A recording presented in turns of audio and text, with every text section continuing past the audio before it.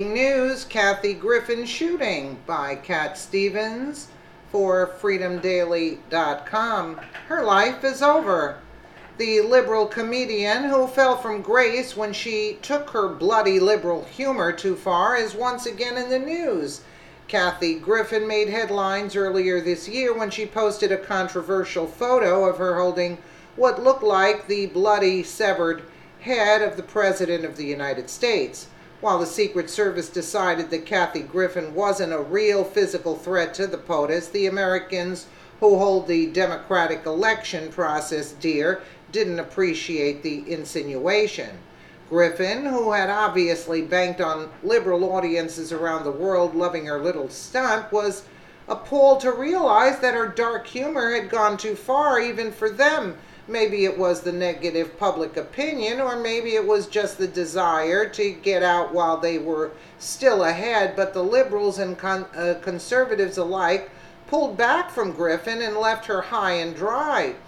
While this was a deserving fate, it's easy to see why Griffin wouldn't have suspected it would happen.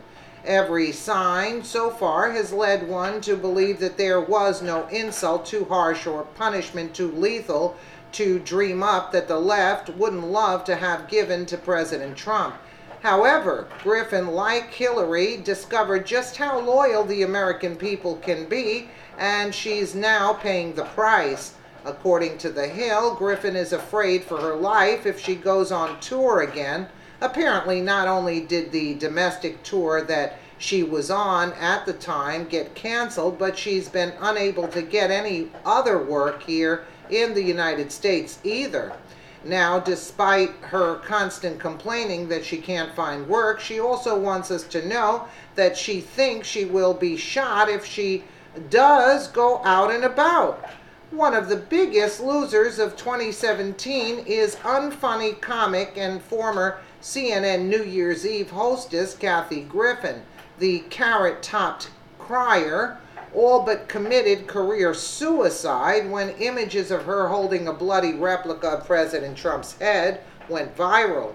It was as creepy as something out of an ISIS recruitment brochure and came to symbolize the crazed celebrity left of the so-called resistance.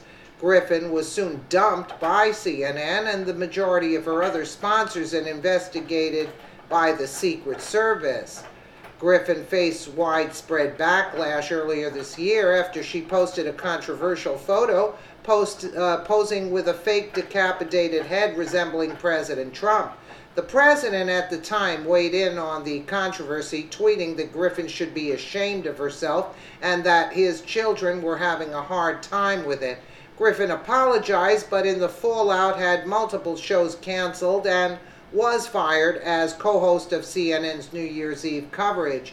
Griffin told Politico that Trump's Twitter feed is the greatest programming director ever. The minute he tweeted that tweet about me, it was literally breaking news on every channel, she said. She accused Trump of using her as a tool to distract from his bad news of the day. After that, I had to go offline because of the death threat, she said. He didn't use my handle in his tweet, so he didn't have my followers coming after him. Still, she said her answer is to keep producing funny stuff. My YouTube channel is lit. I really do have a real story to tell. In my live act, I talk about the interrogation that the feds and how everybody turned on me on every platform, she said. I still can't tweet a picture of my new puppies without getting all hateful responses in broken English. That's odd.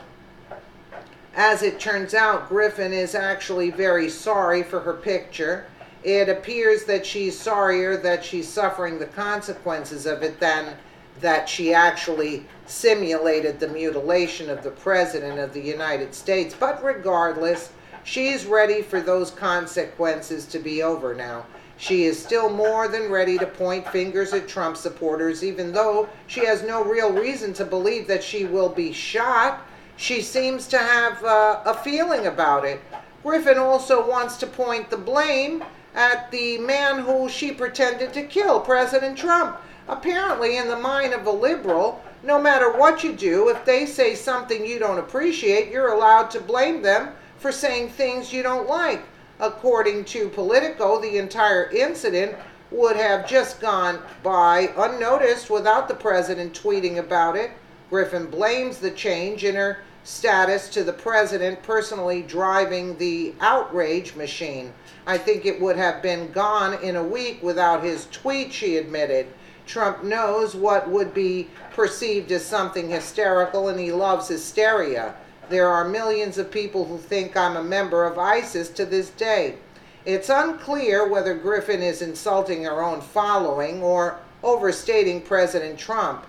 But either way, she's not to blame. It's all President Trump's fault. Apparently, when someone pretends to kill you, you're not allowed to be upset about it, even if your children are traumatized by it. You're supposed to accept that as your fate for winning against someone that they loved. Liberal logic 101. I mean, really? It's Trump's fault? Isn't that sickening? You gotta be kidding me. You gotta be kidding me, and she's afraid to be shot. I don't think anybody'd waste a bullet on her. Let me know what you guys think in the comments below, and again, thank you so much for watching.